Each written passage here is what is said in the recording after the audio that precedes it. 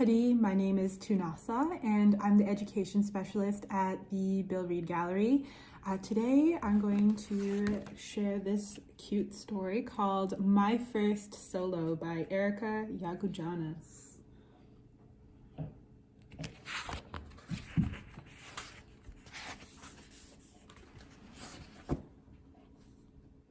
150 years ago, our people were forced to live on Indian reserves, the same reserves we live on today. My dad told me that he went to camp at Talang Stlang.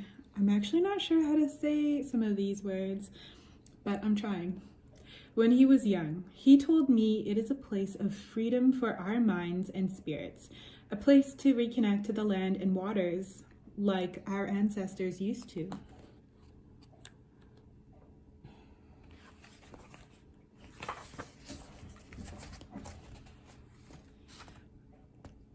At Haida Gwaii Rediscovery, our camp leaders taught us how to live off the land.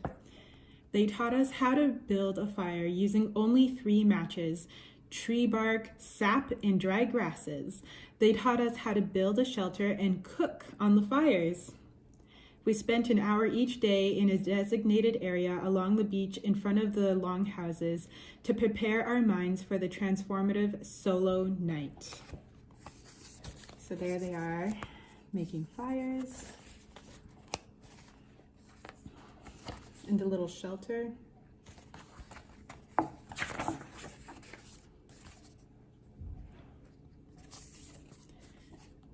After building my shelter and fire, I played along the edge of the water and sang Haida songs that we had been taught.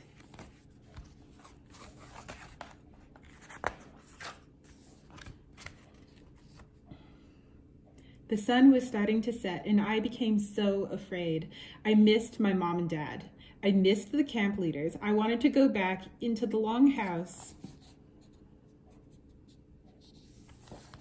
I think it would make a lot of us nervous to spend the night on our own outdoors.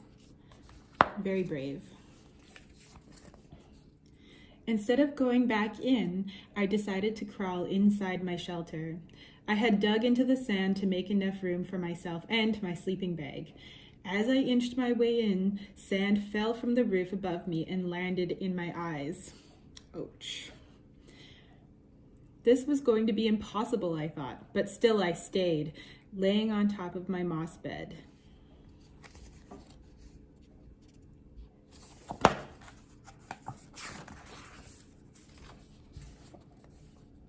I could see stars peeking in at me.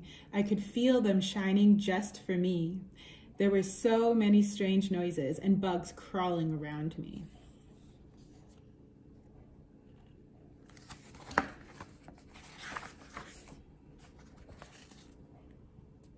I closed my eyes and asked my ancestors to watch over me and protect me through the night, like we had been taught.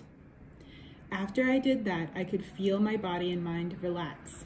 I listened to my breath and to the waves on the shore.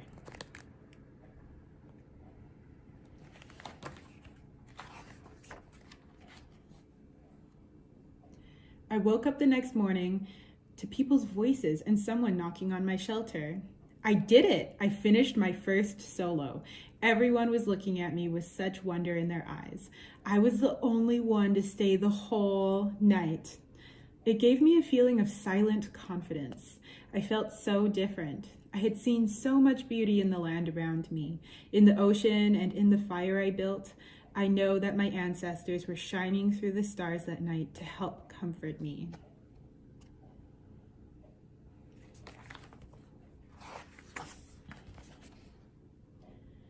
We collected clams, octopus, berries, and cedar boughs all day for the ceremony night.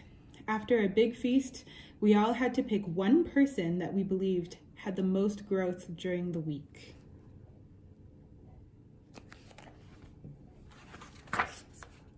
Most people picked me.